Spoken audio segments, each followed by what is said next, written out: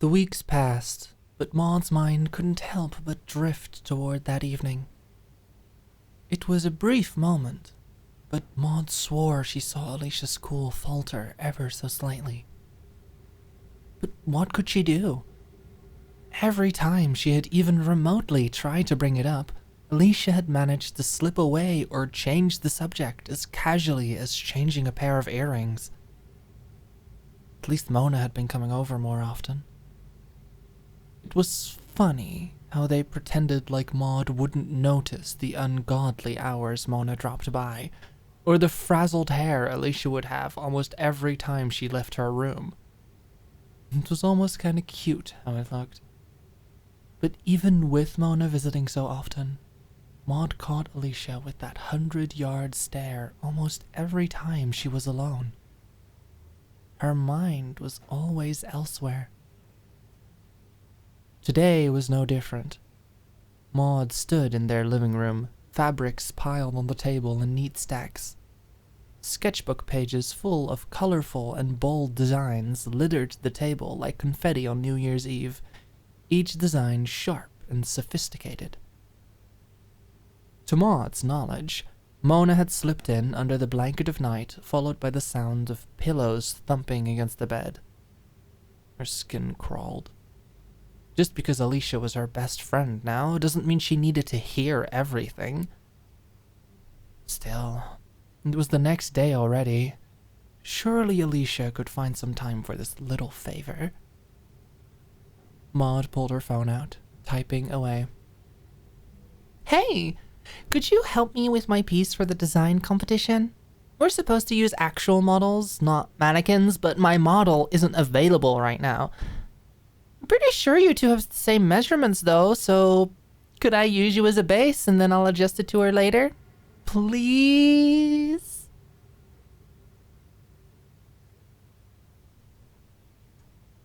You are such an idiot, you know that? Mona remarked in between a chuckle and a sigh. You really think she doesn't notice you being weird? She's not blind, Allie. She's going to start asking about it sooner rather than later. The two girls were sat on Alicia's bed, the cherry-haired ball of emotions bundled tightly in a pile of blankets, and her cute, spunky friend sat right in front of her, leaning her cheeks on the palms of her hands while she stared Alicia down in an unimpressed sort of way. She'd been coming over a lot the past few weeks. Mona had been concerned for Alicia, to say the least, and having a feeling about the whole roommate situation being a bit more than it seemed, it didn't take long for her to crack Alicia like an aged walnut. It had all come spilling out. The story of the date, her unfortunate feelings, her stupid assumptions about her stupid roommate with her stupid, gorgeous, perfect face. She'd called her over in the strangest hours of the night, every time something new came up, every time she hit rock bottom, took a pickaxe and started digging. So, understandably, even Mona was starting to get a little exasperated with her. The gifts and wingwoman hookups were a nice trade, of course, but Alicia truly was her own worst enemy. Well, what do you want me to do?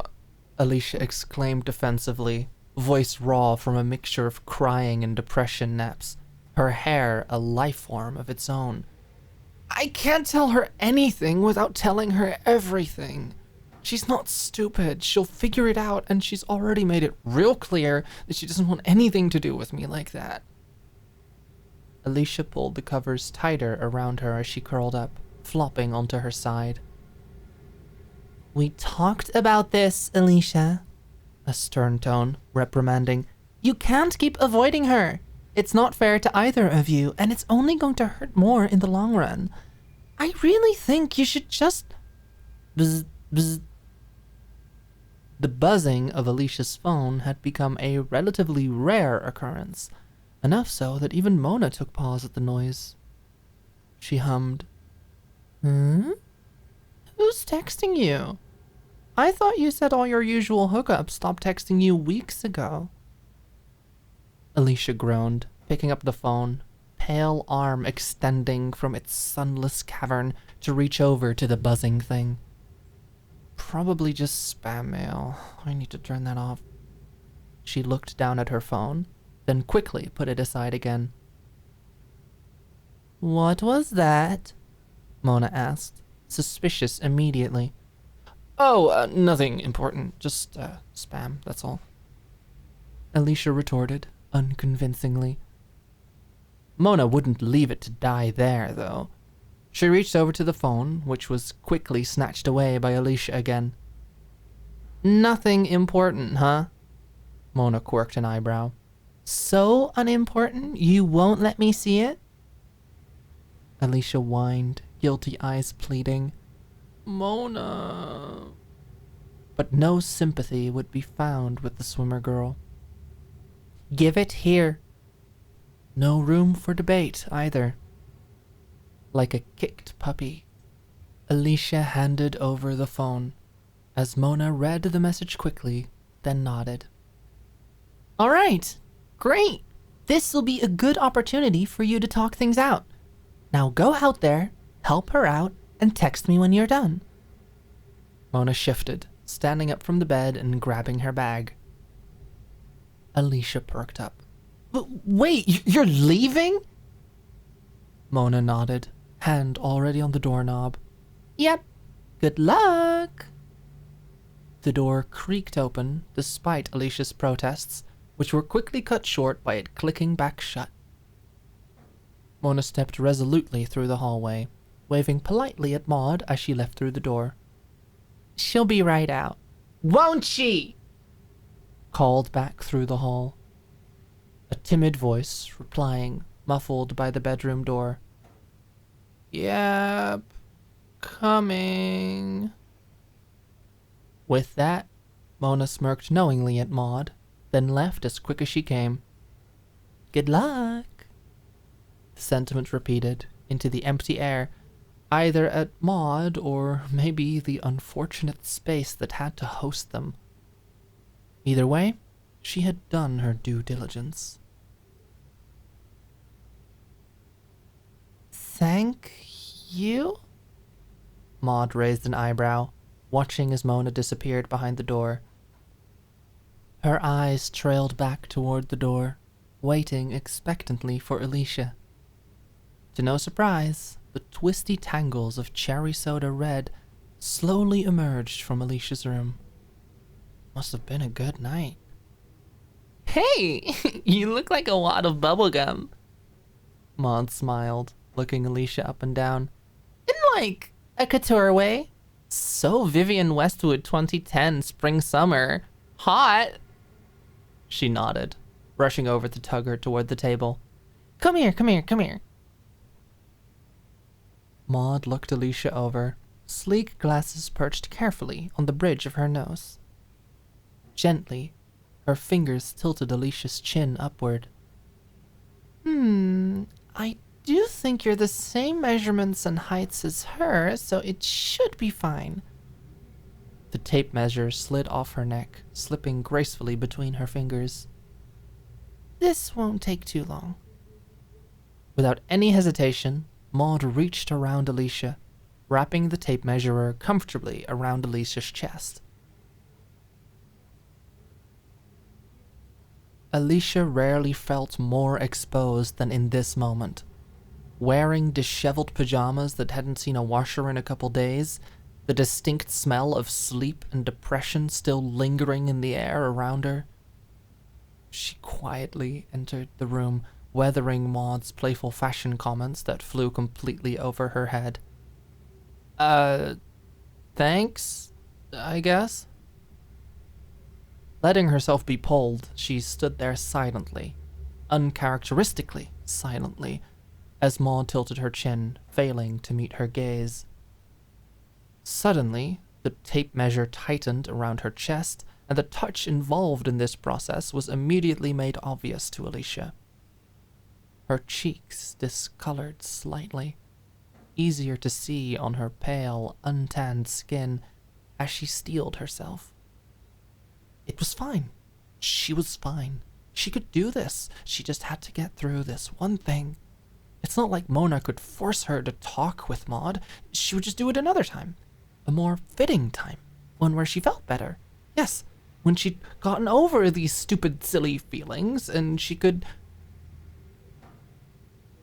The question chewed at Maude.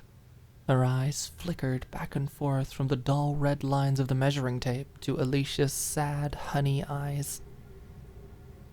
So, Maude reached around, tugging Alicia closer by pulling on the tape wrapped around her waist.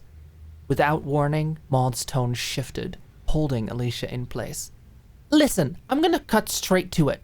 What is up with you lately?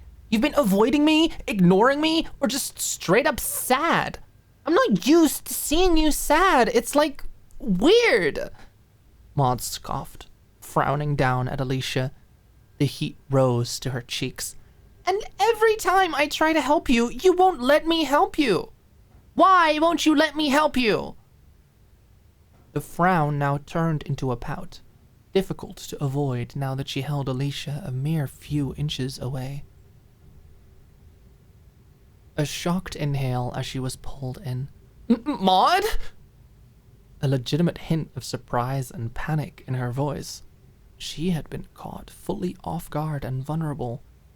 Nothing is up. Nothing. It's not. She trailed off, embarrassed by the proximity and sheepish by the confrontation. She looked away, staring at a spot on the floor. You couldn't help me. I just need to, figure it out. What a pathetic explanation. No way Maude was going to be happy with that. Her eyes flicked over to Maude, her insistent gaze, her pouting lips incredibly close to her face. She was growing more red by the second. Not that you wouldn't try.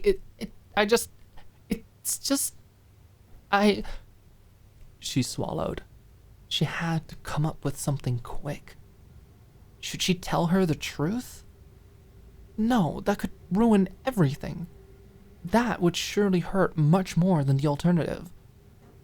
She had to reach for something else, something true, but not it. Something like... It's just embarrassing, is all. Yes, that could work. Embarrassing? Maude had watched Alicia intimidate strangers, kiss girls under the fuzzy spinning lights of a house party, even punch guys who she barely knew outside of their own stupidity. Embarrassing felt foreign to her vocabulary. Alicia, Maude began, keeping a tight hold on the measuring tape so as to not let her get away. Alicia. Maude's gaze dropped down to her, soft and understanding. You know that whatever you're going through, you can talk to me about. You literally laid with me one night and just listened to me cry about my problems for like an hour straight or something. Even if it's something like, you don't like how crazy your hair looks. Well, you know what? Your crazy hair doesn't scare me. It's cute. Maude let out a small giggle, trying to lighten the mood. She wasn't lying, though. Even with Alicia's tousled hair, she somehow still managed to pull it off. Her other hand reached down, holding onto Alicia's hand with intent and a focused look in her eyes. You can tell me anything.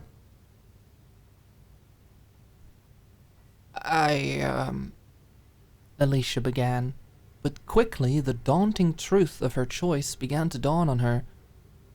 The half-lie she had decided to go with was actually embarrassing, and she didn't actually want to reveal it. But she had to get out of this conversation. She needed it to be embarrassing enough to let Maude believe her enough for her strange shift in personality to make sense. And it's like how Mona said. She had to just talk to her. I forgot how to have sex. She looks down at Maude's collarbone, finding it a more favorable alternative to her eyes. She sits in the silence, uncomfortable, still flustered by the proximity she had been trying to avoid so adamantly until now. Forced upon her, yet not entirely unwelcome. Even if she knew it was bad, she wished to enjoy it a little further.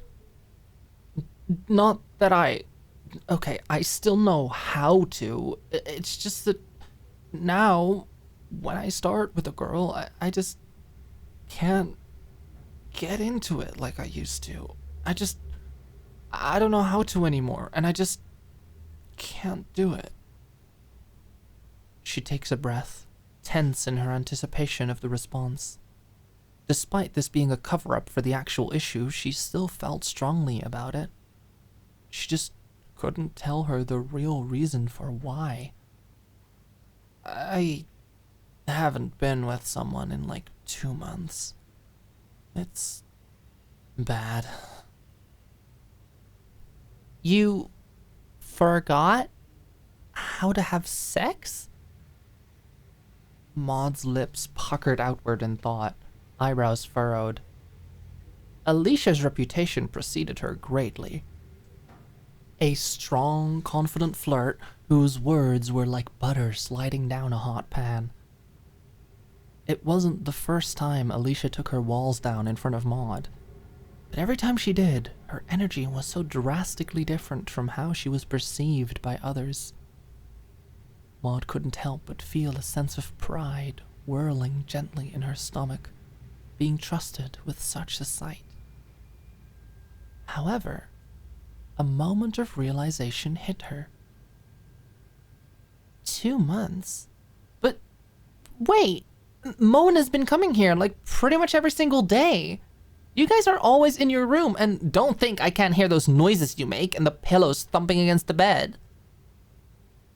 Maude's face crunched at herself. Okay, gross. TMI. But anyway, what are you talking about? You and Mona have been sleeping together. I'm surprised you aren't dating yet. Sometimes I can even hear you when you're outside calling her, like, Mona, where are you? I need you. It's like, okay, someone is horny. Maude mouthed the last bit, eyes wide as if the word itself was a secret kept between them. Unless... Her eyes widened, staring down at Alicia as if she'd cracked the code. Oh my god. Alicia, you totally like Mona. The expression on her face shifted into a bright, knowing smile. Yes, it makes sense. You're too embarrassed to tell me because you've been trying to figure out how to ask her out. Yes! Maude yanked Alicia closer, if it were even possible, staring intensely down at her. I know how you can ask her out, but I'm gonna need candles, flowers, a classical band, and... Do you have a contact for tropical birds? I'm just kidding, I do. I'm not crazy. She laughed, flipping her hair off her shoulders. Her stomach turned slightly at the idea of setting all this up. Excitement. It was probably just excitement. She took another look at Alicia. Past the bird's nest she called her hair, her expression was anxious, distant and yet frantic, like she was trying to keep something together beneath the ice of her skin. Maude bit her lip.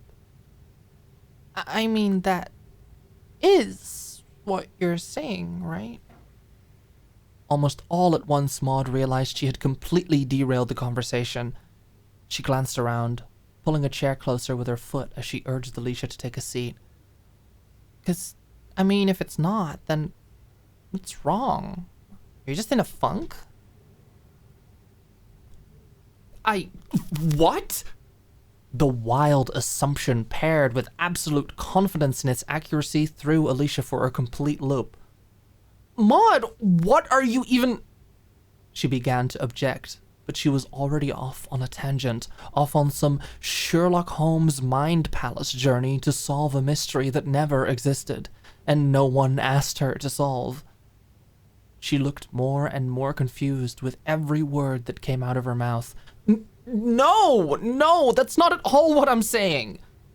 She finally was given the chance to dispel this wild train of thought. Sure, it was good if Maude was thrown off the scent, but not like this. Not in a way that has Maude trying to set her and Mona up. That could only create a bigger mess. And me and Mona haven't had sex. Not even a single time. I've tried. Trust me, I couldn't do it. She sighed, clearly frustrated at the situation. Frustrated at having to explain this. At having to actually voice these feelings she'd rather drown in some distraction or other. She's been coming over to talk, and the noises were... She hesitates. Should she really reveal that much vulnerability right this second? She worried her brow. Maybe just this much, but no further. Probably just... me crying. She sighed, finally taking the opportunity to sit and put some distance between their faces again. I don't know what's wrong. Maybe it was Jesse or something else. I don't know. That was a lie. She did know. The reason was standing right in front of her, but her cover-up was, once again, only a half lie. Jesse had kind of fucked her up, and it was the thing that set all of this in motion. It's what made her spiral, it's what knocked her off balance. Maude only became an active part of the equation after the date. She thinks. Maybe. Maude felt a twist in her chest at the news. Alicia had broken down in tears in front of her before, sure, but Maude could never get used to seeing her like this. Even if she wasn't in tears now, knowing that she was merely a wall away from her as Alicia sobbed her eyes out night after night was gut-wrenching. Jesse. God, bright Alicia's history with Jesse. A pang of guilt plunged into the bottom of Maude's stomach like a bag of sand into a river. To think that a relationship that would have ended that badly anyway caused Alicia so much grief. Maude's eyes settled onto Alicia gently, her hand instinctively patting Alicia's hair down in some effort of comfort. It was clear that, whatever it was, even if Alicia wanted to talk about it, she simply couldn't bring herself to. Though maybe Maude couldn't exactly scold her for her pride, knowing very well she guards the most vulnerable parts of her like a guilty child over a broken vase. She puckered her lips in thought. Well, hey, if you can't put it into words yet, then that's okay. I was just worried because you've been all like, blah. And if you're all blah because of me and I could do something about it, then, you know. Maude toyed with her fingers, sifting through her thoughts for a moment. I got it. Maude smiled, kneeling in front of Alicia to get a proper look at her. Okay, I'm gonna plan something super duper special for you, but it's a surprise, okay? So do not ask, but... The smile grew wider and wider on her face. Free up your schedule this weekend. No ifs, ands, or buts. Plan something? Alicia looked the girl up and down, trying to gauge her intentions. The quiet that had followed the revelation had been tense, uncomfortably empty, yet somehow also pregnant with expectation. When would the other shoe drop? When would Maude stumble into the right answer and force her to make a true liar of herself? How long did she have until it all fell apart? She was reminded of the date. Lip gloss at a red light, heaving in a bathroom stall, wine and fish and disappointment poorly veiled. She couldn't do that again. I don't really know if I want to go anywhere, Maude. Being in public is kind of... She didn't finish the sentence, hoping that Maude would fill in the reasoning on her own, despite it being entirely the wrong one. She plucked at her fingers. And please don't invite anyone else as a surprise. I don't want to be seen like this. She hummed, combing a hand through her hair, though having to give up part way through due to stubborn tangles. Too couture right now. She huffed a half chuckle, but the nerves of a possible surprise party or date or what have you weighed much heavier on her mind, and it showed. Intently, Maude listened. Her eyes flickered back and forth across Alicia's face as if she was trying to absorb all the feelings she laid out before her. Alicia's little joke drew out a small giggle from her. I promise I won't invite anyone else. You won't even go out or anything. You're gonna love the surprise, trust me. Maude's hand drifted down from Alicia's hair, cupping her cheek comfortingly.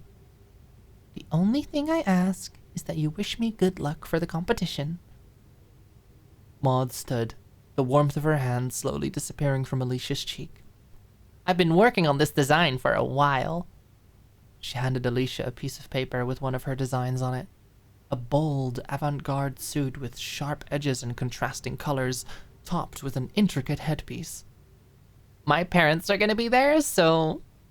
Maude shrugged, trying to keep her smile casual, but failing miserably as the corners of her lips refused to be anything but turned upward. It's not a big deal. Oh, but you don't have to go. I know you don't exactly want to leave the house right now, so it's okay. Maude smiled gently, resting both her hands onto her hips. Just hold out till the weekend. You'll love it, I promise. The warmth of Maude's hand was almost immediately combated by a flaring heat of her own, blasting from her cheeks. Maude really didn't know what she was doing, huh? She had noticed this about her before, but she figured that they were just alike. Casual touches and brushes artificially inserted into interactions as subtle flirtations, planting the seed in people's minds, making them crave more, but Maude didn't do it on purpose. No way she did. She just did it. She really, really did not know how difficult she was making things. Ever since she realized her feelings, there was no stemming the tide. Like a dam had burst, everything surrounding Maude had become inextricably linked to those feelings. The smell of Maude making coffee in the morning? Feelings. The pictures of her on the walls of the living room? Feelings. The spot on the couch where they cuddled? Her toothbrush in the cup on the bathroom sink? Her shoes by the door? Feelings, feelings, feelings. She really wished they felt the slightest bit pleasant. Being in love might have been nice had it been honest, had it been pure and innocent and well-intentioned, and not from someone like her for someone like Maude. After the date, every swirl of emotion had a heaping dose of acid in it, like a cake with too much vanilla extract, bitter and overwhelming. And this too, this touch, sent acrid emotions rushing through her chest. The seed was planted. She craved more, and she would never have it. The words processed, but further than that did the thoughts not develop. She was too preoccupied, fending off the familiar sting. Right. She looked down at the design, finally. Oh. When Maude mentioned needing her to model, she had expected something cutesy or some large flowing ball gown, something dramatic and period piece, but this is actually kinda good. She had said it out loud without even thinking, and whilst it wasn't exactly the best type of compliment, it was a compliment nonetheless. Maude's eyebrows furrowed as her smile remained, processing Alicia's odd choice of words. I am just going to blindly assume you meant that as a compliment.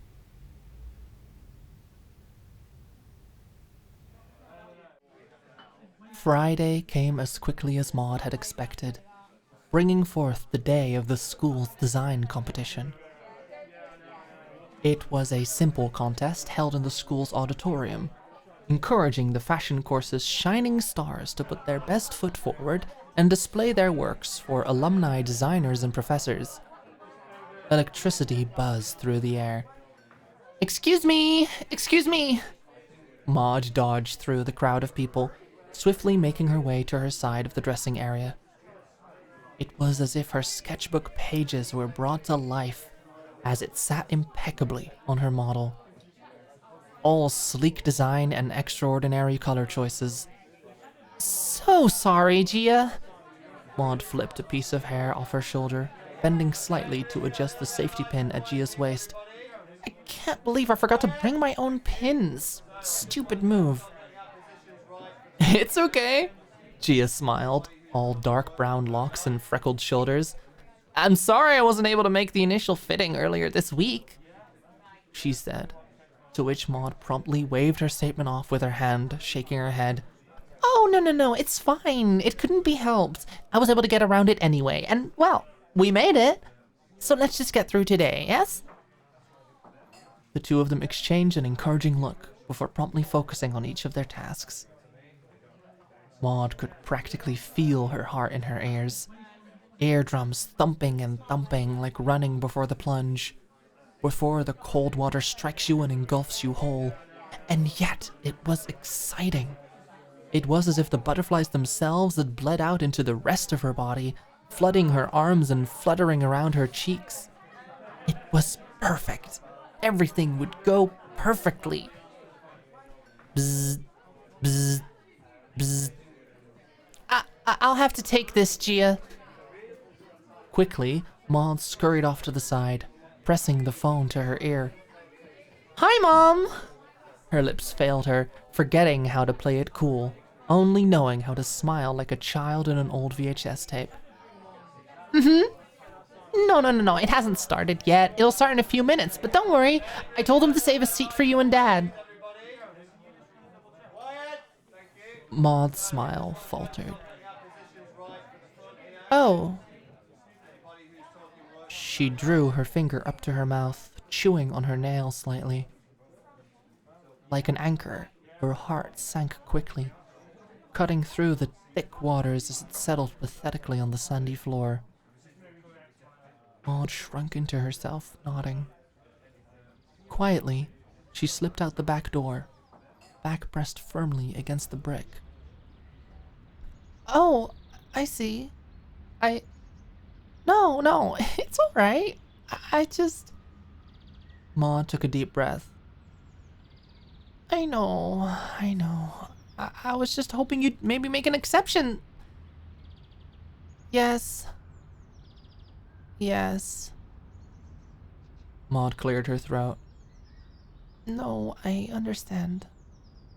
Yeah. Okay, talk to you soon. Love you too. Bye. Maude didn't mean to. She truly didn't, but it was as if the weight of her heart was far too much for her knees to bear as she found herself sliding down the wall, arms crossed against her knees. It was a strange feeling. Like all the butterflies that were once fluttering like a midsummer's afternoon vanished into thin air. As if they never existed. As if it was stupid to believe they were even there. Her nose stung, a single point in her face burning up with tears that boiled just beneath the surface. It would be messy.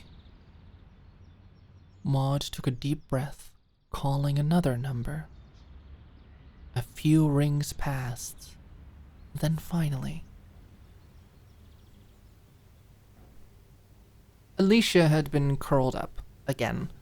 Nestled into a cocoon of her own making, she had spent her time mindlessly scrolling social media feeds, watching videos she'd otherwise never watch, being a citizen of the digital world, consuming content as if her life depended on it.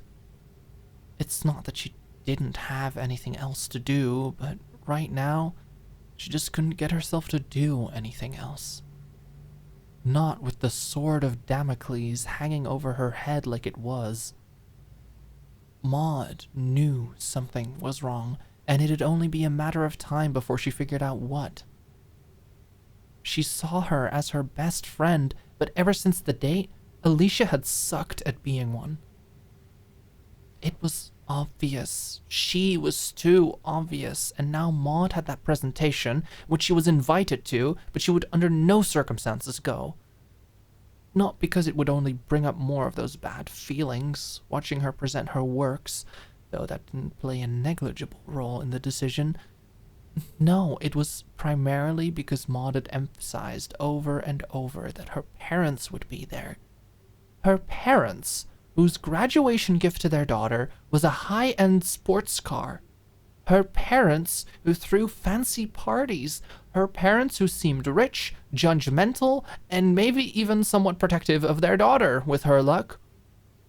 If she showed up there, the daughter's roommate with a spotty past and a suspicious track record, there was no doubt she'd be interrogated.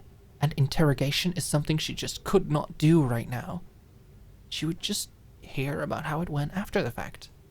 She was not going. No way in hell. Bzz, bzz, bzz, bzz. Who the hell was calling her now? The notification obscured the screen of the video she had been mindlessly staring at, and a single name popped up on her screen. Maude. She hesitated before accepting the call and slowly placing the phone to her ear. Hello?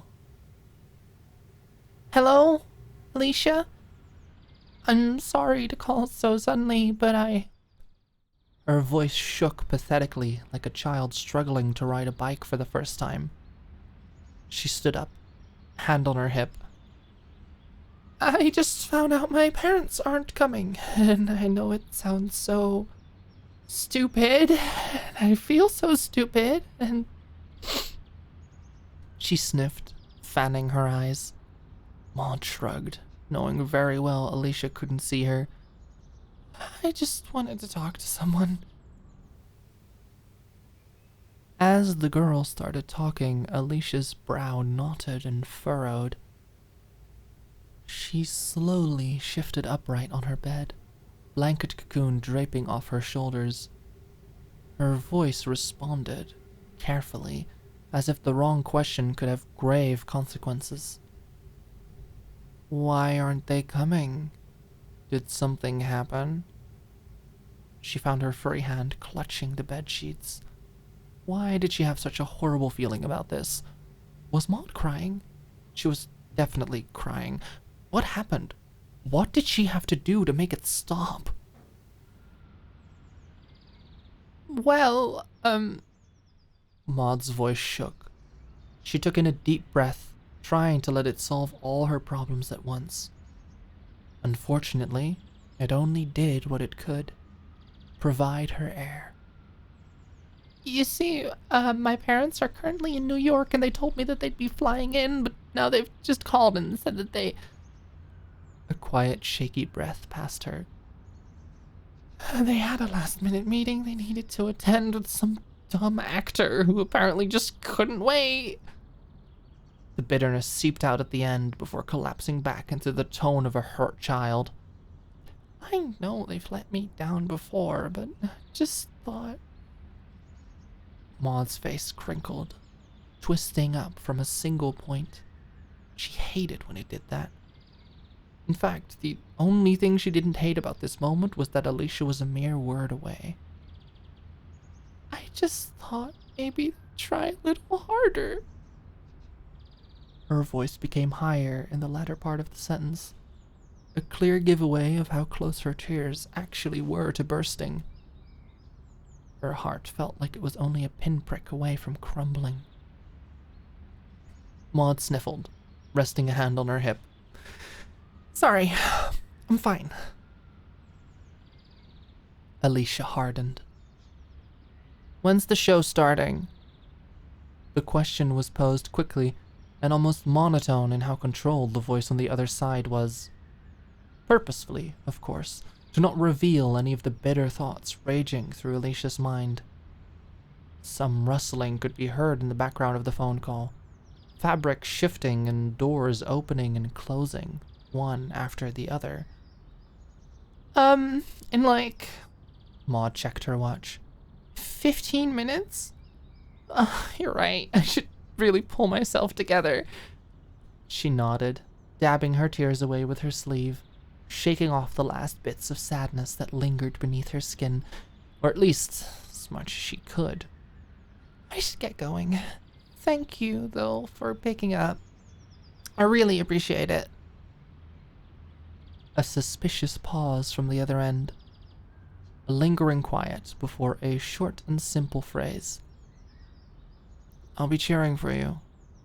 Good luck.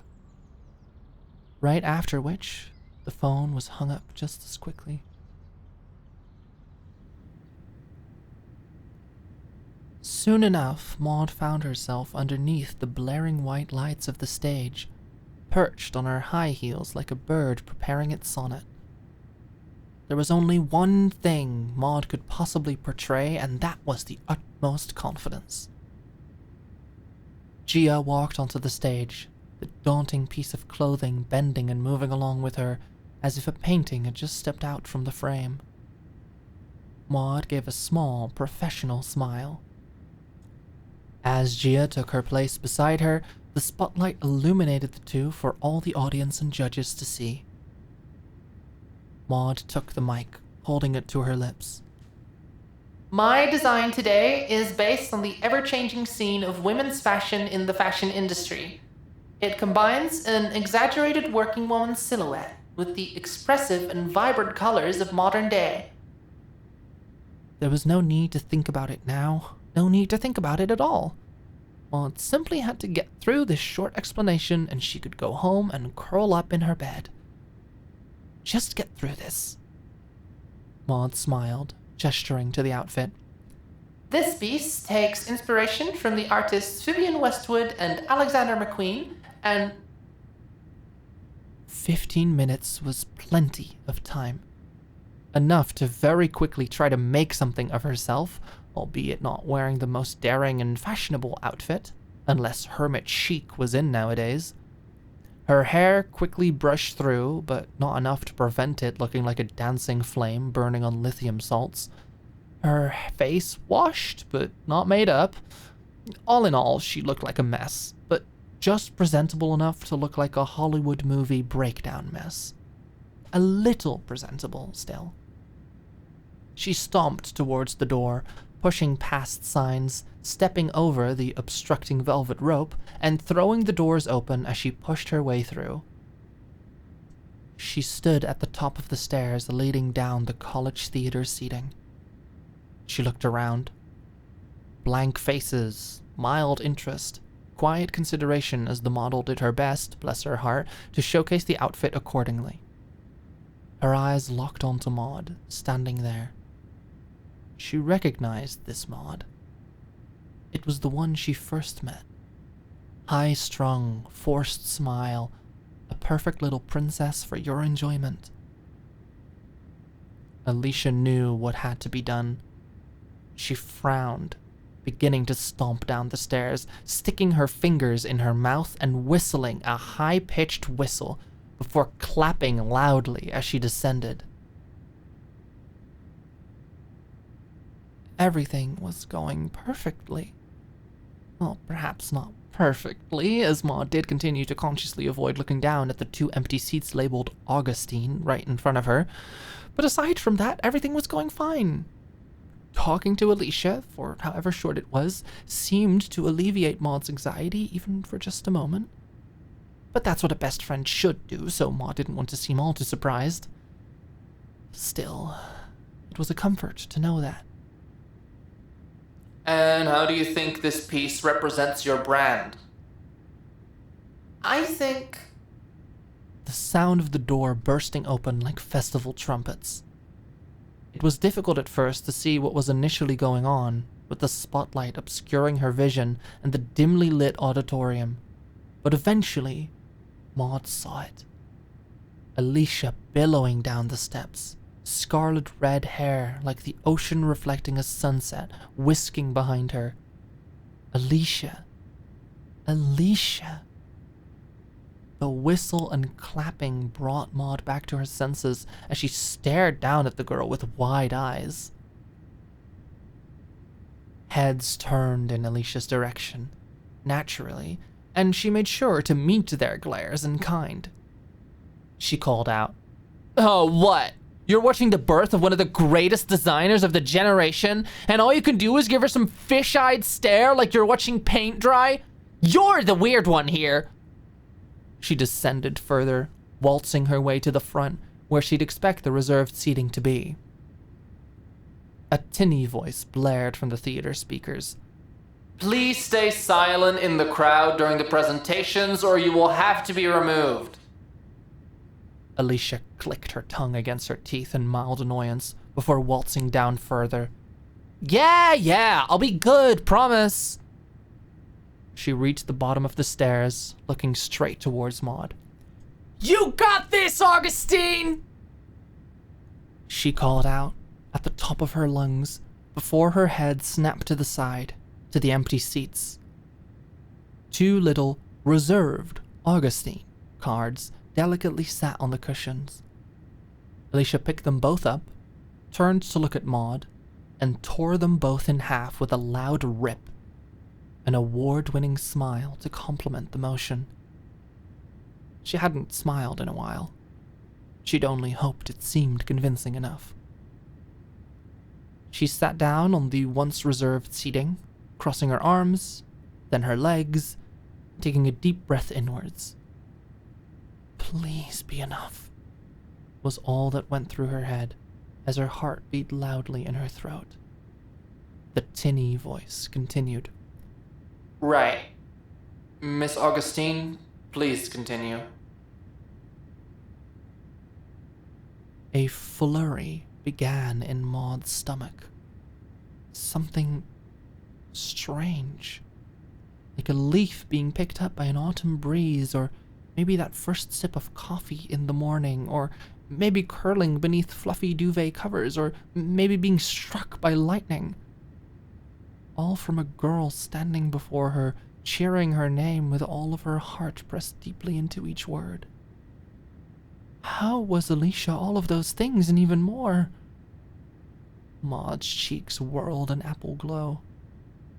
A smile snuck up onto her lips like a laugh she couldn't refuse.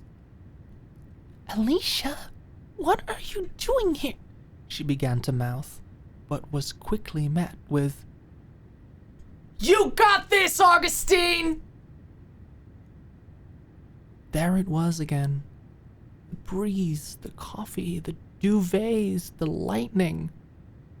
Everything picking up beneath Maude's ribcage like a flower stretching its arms. Maude tried to keep it together, maintaining a bashful yet wide smile plastered across her face. Maude bit her lip, trying to steady herself once more. Alicia. Her eyes lingered on Alicia for a moment, but only for a moment, before her eyes fell casually back onto the judges. The smile still clear on her face, she stood up straight. "I'm sorry, what was the question?" "How do you think the piece represents your brand, Miss Augustine?" As the presentation continued without further interruptions, Alicia sat on her chair, exuding smugness but facing an internal maelstrom. A tugging, twisting, pulling of her gut. A throbbing of her ribs, an uncomfortable surge in her body. The amount of pride that had to be swallowed to have been capable of this. The amount of fear that had to be squashed down. The amount of pain she had to ignore to be here. But she would. She would do it for Maude. This is what Maude needed from her. This is what she had to give, and so she would give it, time and time again. The time of hiding was over. She just had to face it. She barely caught the rest of the presentation, as all she could really think about was just how much relief was plastered on Maude's face. Just how much she smiled. How much she had made her smile. This was a good decision.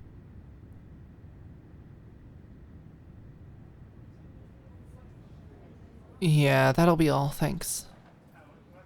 Alicia grabbed the tray of convenient fast food that had been prepared and set before her and walked it over to the table where the official-looking Maude looked extremely out of place, all dressed up and proper inside of a fast food restaurant.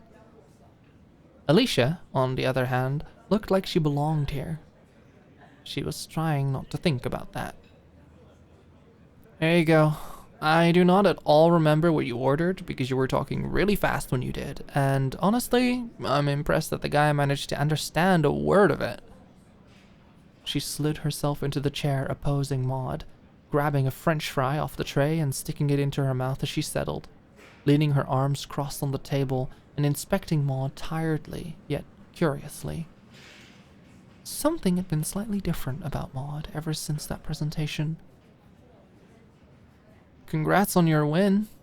Knew you would, though, she said, offhandedly, as she took a sip of her drink through the thick straw, not breaking eye contact. Such an odd change. She must have done something really right. I will take my reward in cash, credit, or eternal gratitude. Maude glanced around the brightly painted fast food chain. It wasn't that she never went to fast food places, but more like she never really had a reason to. They always felt so inherently social. A place where you could bring your friends and spend quality time. Looking down at the tired girl, fry sticking out of her mouth with unfairly long lashes, Maude couldn't help but smile. I literally just got an ice cream and a sandwich, she giggled, eyebrow raising slightly as she shrugged. At Alicia's congratulation, Maude did a small yet somehow exaggerated bow, rotating her hand quickly by her wrist and bowing her head forward. Alicia's last statement made her laugh through her closed mouth, still chewing on the crisp chicken sandwich that was desperately needed after a long day of emotions. New emotions, too. Maude swallowed, humming in thought. You know what? You joke about it, but you like... She shrugged, thumbing the waxy piece of plastic cradling her sandwich. Really helped me out back there. I mean, I didn't call you expecting you to come running into the theater screaming my name, but even just picking up the phone and being there when I needed you really helps a lot, so thanks. Maude's eyes darted towards Alicia as she smiled. A swell of flutters filled her stomach. Without thinking, she leaned over, planting a quick kiss on Alicia's cheek before drawing back to her own chair. She'd hoped it would be less obvious, but the fluorescent lighting gave away the flush in her cheeks. My hero, she teased, rolling her eyes as she busied herself with her ice cream. With a small, huffed chuckle and a slight, tired groan, Alicia smiled bashfully at the legitimate gratitude. She hadn't really expected it for some reason. She didn't feel like she had needed it either, but it was welcome.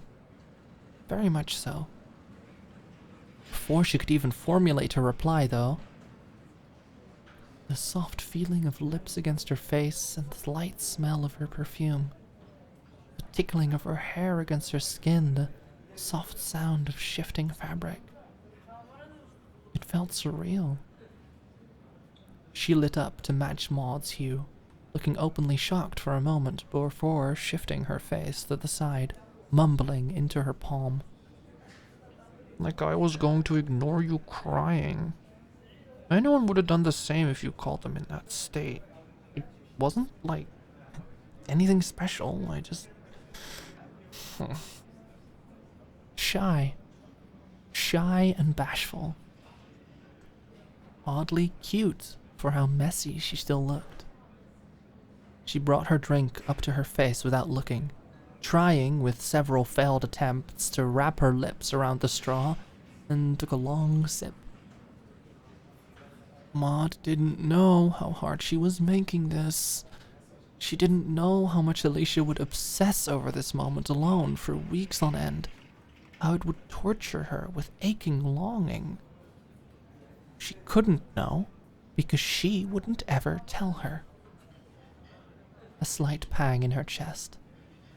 It came quickly, but faded slow. You're welcome. She cleared her throat. Honestly, I felt bad for your model. I've never seen anyone struggle harder to stay professional whilst I was playing hero. I hope she was okay after. She quickly diverted to change the topic. 'Cause I assume you're okay now, since we're eating chicken and fries instead of, I don't know, you sobbing your eyes out in a public bathroom. Well, I wasn't crying. Maude pouted defensively, swirling the caramel ice cream. I was just distraught, was all. She finally concluded, although Alicia's genuine "you're welcome" did seem to tug at the corners of her lips a little. Gia? Oh, she's fine. After the show ended, I paid her, and she had plans with her friends anyways. Maude took another bite of her sandwich, staring down at Alicia as she finally let the stress of the day wash off her like sandcastles dissolving at the shore. Up until this point, she hadn't considered how many emotions her heart had flipped through throughout the day. The rush of the morning, the frantic mess backstage, the phone call with her parents, the everything with Alicia. Her stomach felt like a spun salad. Yes, I'm fine now. Maude nodded, taking a sip of her drink. And it wasn't a public bathroom, actually. It was behind a college auditorium next to a trash can. Very refined, I know. Maude let out a huff of a laugh. No, it's just... Maude's eyes wandered slightly. In a second, or even perhaps shorter than that, it was as if Maude saw and heard everything. The slightly flickering light bulb above the corner booth. The ambient conversation of a public place. Each headlight that passed the window as the sun was beginning to bleed. Everything was so quietly alive. Maude sighed, shrugging. Maybe it's a little dumb that it still affects me when they do stuff like this. Maude's slender fingers intertwined themselves with the spoon of her ice cream, swirling it around absent-mindedly. Like, they're good parents. They love me, and I love them. Of course they're giving me literally anything I've ever asked for. I just wish that, like... Ugh. She shoved the spoon into her mouth, frowning. I sound like such a brat. You are a brat, Alicia said, accusatory, arching a slightly challenging eyebrow. But not about this. They made a promise. They broke it. Simple as that. People don't just become good people because you love them. Trust me. A pointed answer, loaded, charged, creaking under the weight of history. She was convinced of this fact wholly. There's more to parenting than graduation gifts. She stuck some fries in her mouth, yet she failed to look Maude in the eyes. She was looking down, and she looked... mad? Annoyed? She couldn't directly say that she thought Maude's parents were neglectful pricks, but she could imply it. She would imply it. Like, wow, you wish your parents would love and support you instead of just giving you gifts and attention when it's convenient for them? How awful a child you are. Your selfishness truly knows no bounds. she remarked flatly, sarcasm and venom dripping off of her tongue. She rubbed the bridge of her nose, fingers spreading to press on the inside corners of her eyes, before pulling away with a tired sigh. She was projecting too much. She had to chill out. I wouldn't have done what I did if I didn't think you deserved it, or that you were right to be upset. Maude frowned. Okay, well, you didn't have to agree so fast. A small laugh left her, shoving Alicia's arm as she did so. She took a moment to sit and listen to Alicia's thoughts, letting it pull a few small chuckles from her in the process. Though her words did ring a certain familiar truth. A small wave of memories washed up against Maude's mind, the memories spilling gently in front of her feet for her to inspect. Maude's eyebrows knitted. It wasn't as if they had never showed up, but perhaps that's why Maude still found herself chasing those moments. Maude didn't expect Alicia to be so passionate about this, although this was coming from the same girl who broke a guy's nose for her. Maude sighed, leaning her cheek up against her palm. You're right. Thanks. Maude's gaze fell back onto Alicia, all sleepy eyes and tired slouch beneath fluorescent lighting. Maude hummed absent-mindedly. You look sleepy.